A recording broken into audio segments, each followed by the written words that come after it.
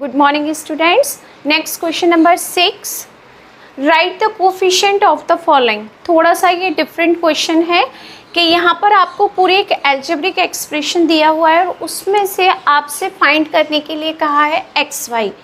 इसमें x Y का coefficient क्या होगा और क्या इस एल्जेब्रिक एक्सप्रेशन में एक्स वाई टर्म है आपके पास, तो हम यहाँ देखेंगे। सबसे पहले यहाँ पर एक्स वाई है, क्यों? क्योंकि एक्स स्क्वायर वाई है, इसका मतलब यहाँ 2 टाइम्स एक्स है, तो एक एक्स तो नेचुरल आपको मिल ही जाएगा और वाई भी 1 टाइम है हमारे पास। तो इसको लिखने का थोड़ा सा डिफरेंट पैटर्न है हमारे पास, वो लिखते हैं terms having.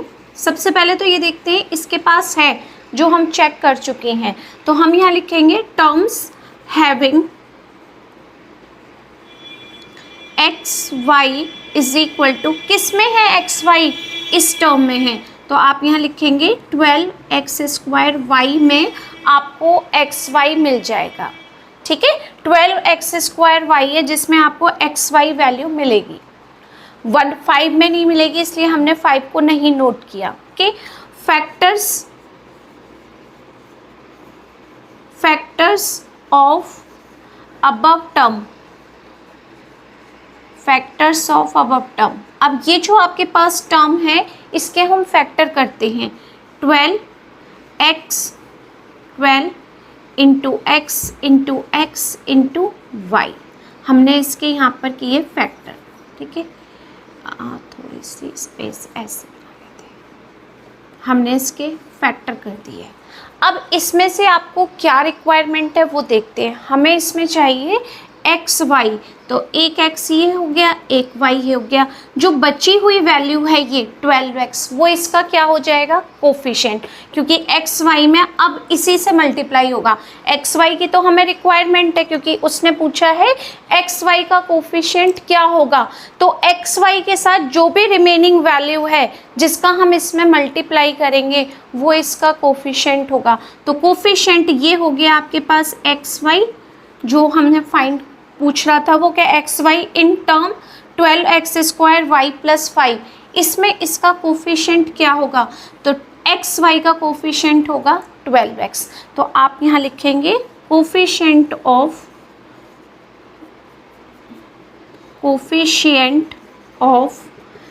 X y is equal to 12x, ये इसका होगा आंसर। ओके, 5 तो एक कांस्टेंट नंबर है जिसमें कोई भी वेरिएबल से मल्टीप्लाई नहीं हो रहा, इसलिए हमने इसको नहीं यूज़ किया। हमने सिर्फ इसी को यूज़ किया क्योंकि x y only first term में ही हमारे पास है। फिर हमने उसके फैक्टर करके देखे इजी करने के लिए। फैक्टर किए तो फैक्टर में हमें मिल गया कि एक्स वाई है। एक्स वाई में जिस वैल्यू से अब आप मल्टीप्लाई कर रहे हैं, क्या वैल्यू है वो 12x है जिसका हम एक्स वाई में मल्टीप्लाई कर रहे हैं, तो वो 12x क्या होगा? एक्स वाई का कोफिशिएंट होगा। ओके, बिल्कुल इसी तरीके से हम नेक्स्ट क्वेश्चन करेंगे। A in X square plus B square, A का कोफिशिएंट क्या होगा? A square plus B square में। तो देखो इसको तो हम टच नहीं करेंगे बी स्क्वायर को, क्यों? क्योंकि ये डिफरेंट हो गया। ए स्क्वायर में ए मिल जाएगा आपको, तो हम इसमें ए स्क्वायर में ढूंढेंगे इसको। लैंग्वेज बिल्कुल सेम इसी तरीके से हम यूज़ करेंगे। क्या है हमारे टर्म्स हैविंग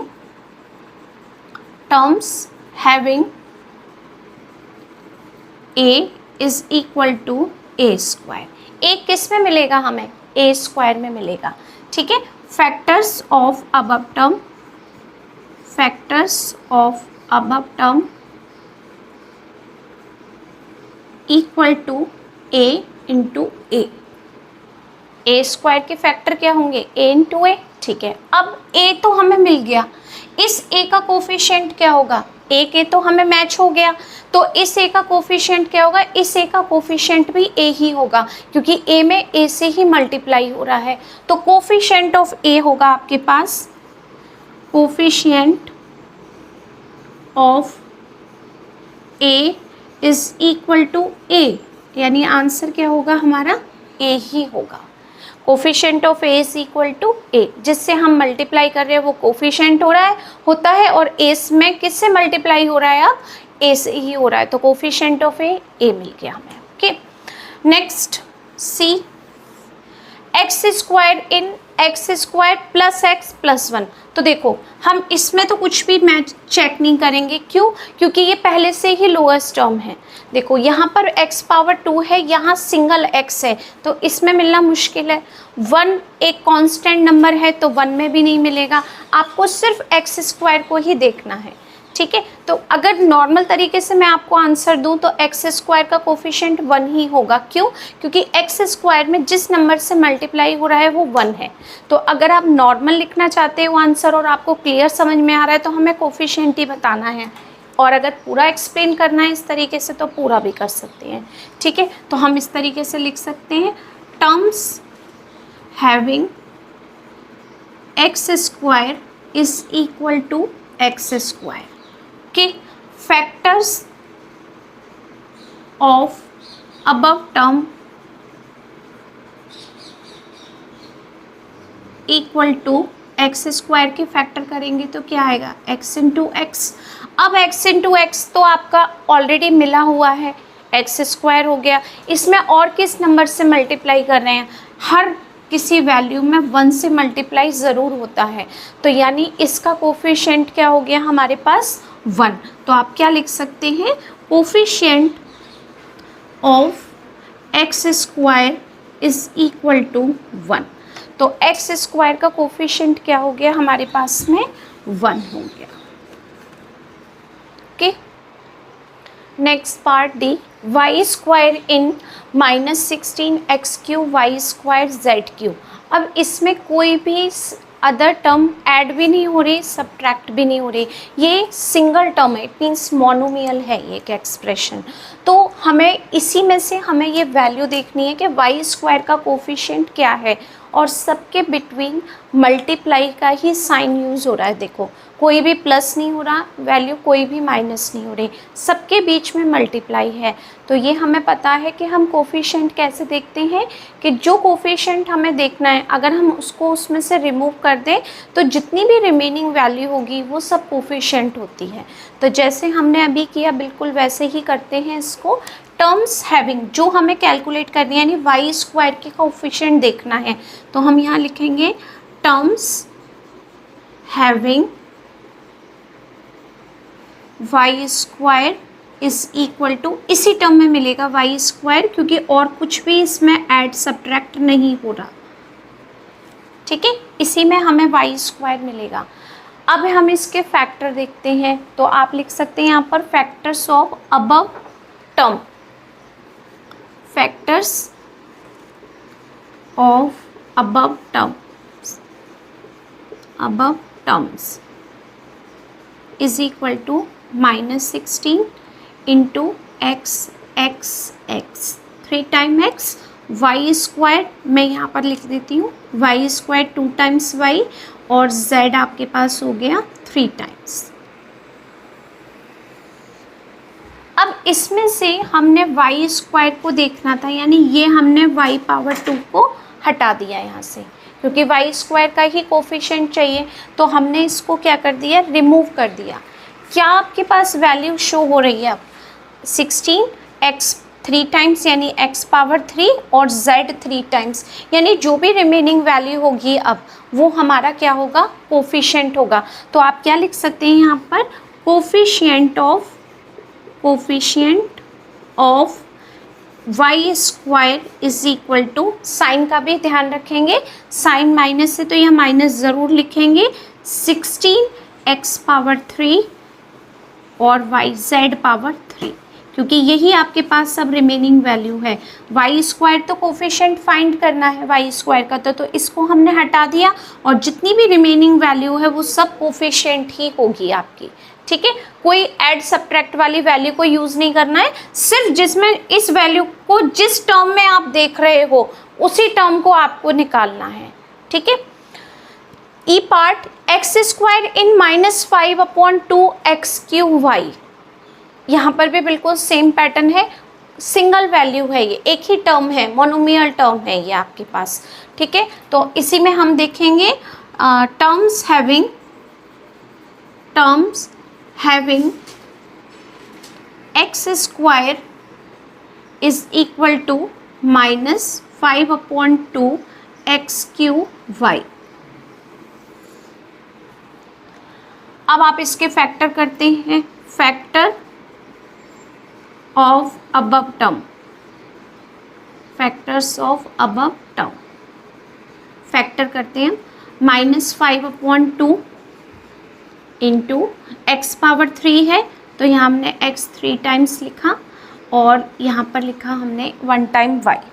हमें किसका कोफिशिएंट देखना है, एक्स स्क्वायर का।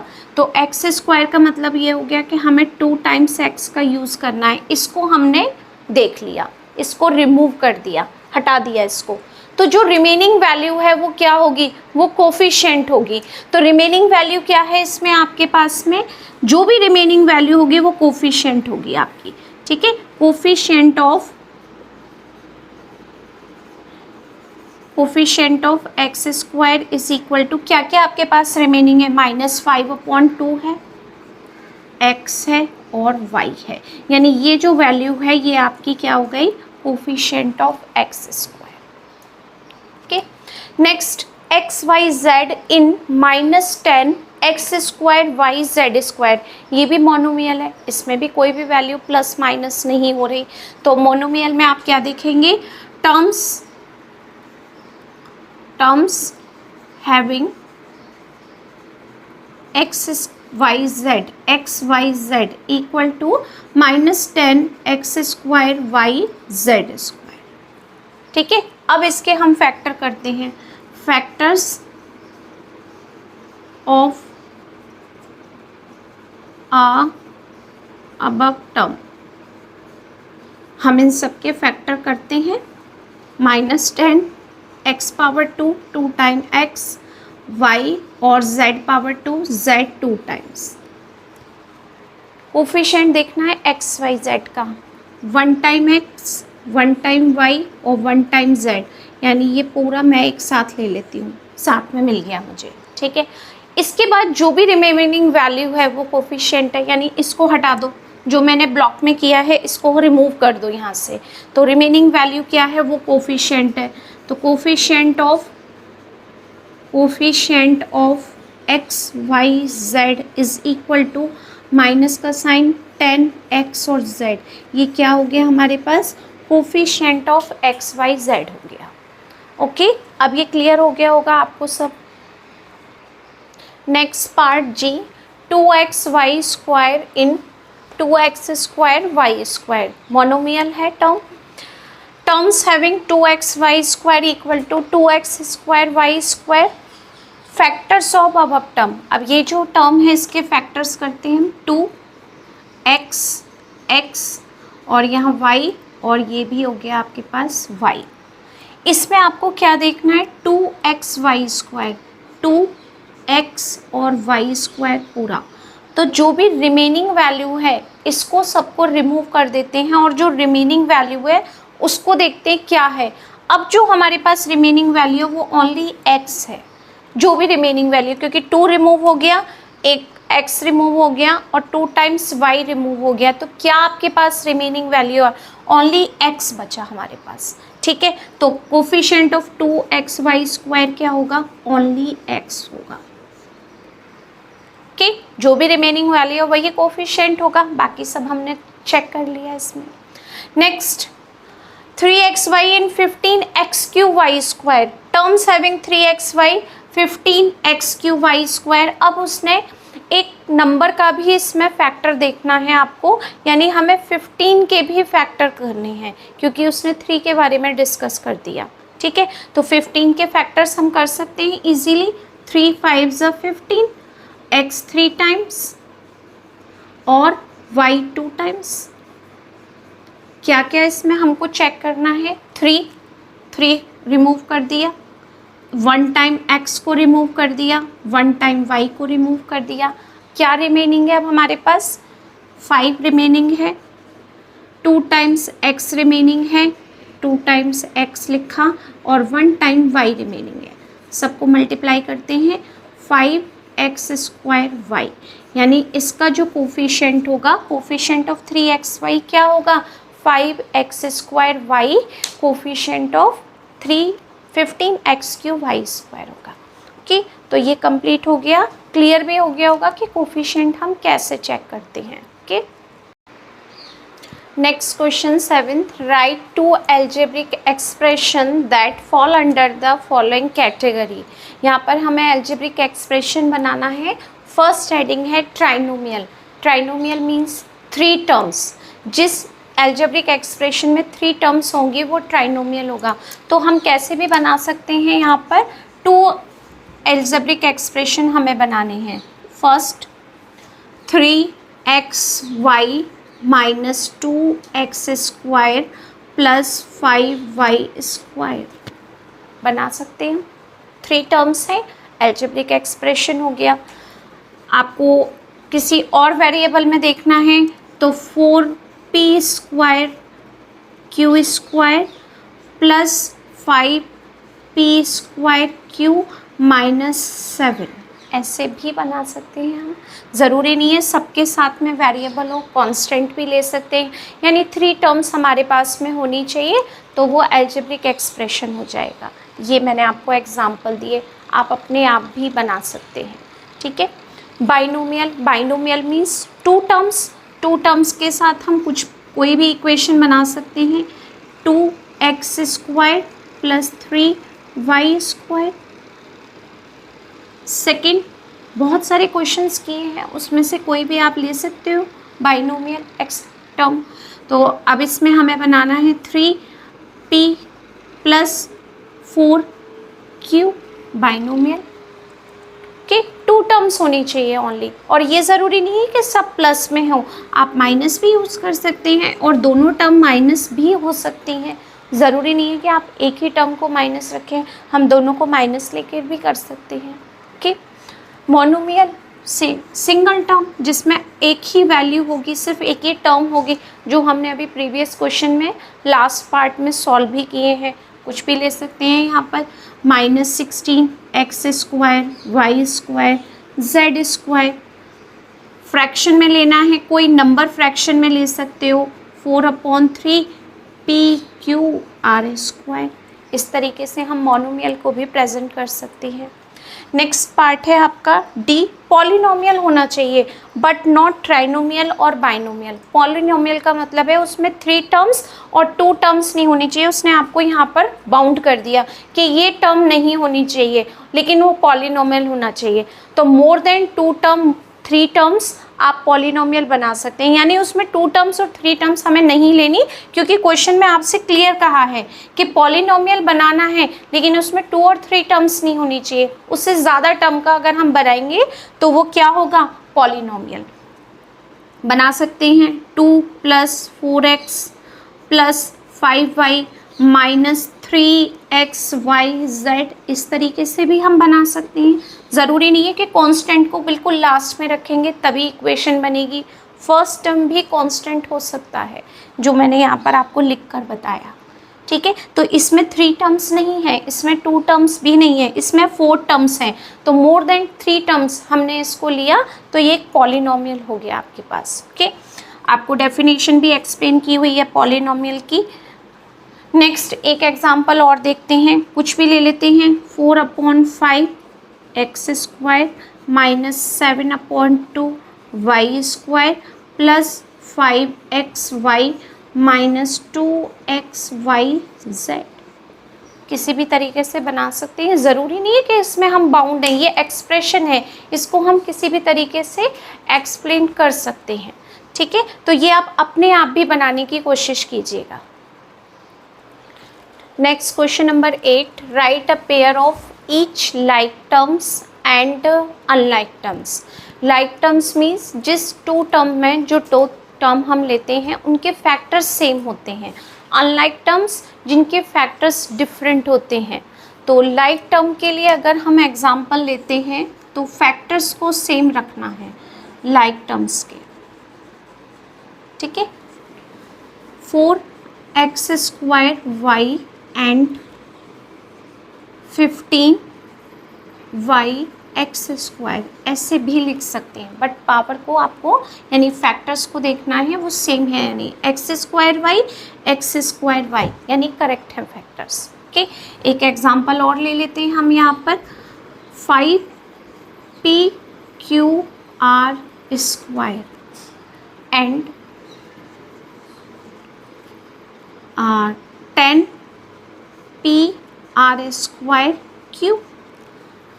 फैक्टर्स को किसी भी तरीके से नोट कर सकते हैं, बट आप चेक कर लीजिए वो करेक्ट है कि नहीं। P1 time P1, R power 2 R power 2, Q और बिटवीन साइन किसका है, सबके मल्टीप्लाई का। ठीक है, तो यहाँ पर हमने ये भी चेक कर लिया। तो ये हो गए हमारे लाइक टर्म्स के एग्जाम्पल। नेक्स्ट है हमारे पास unlike term. Unlike terms,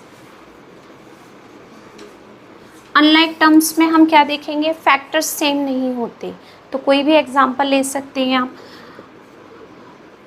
3xy square z and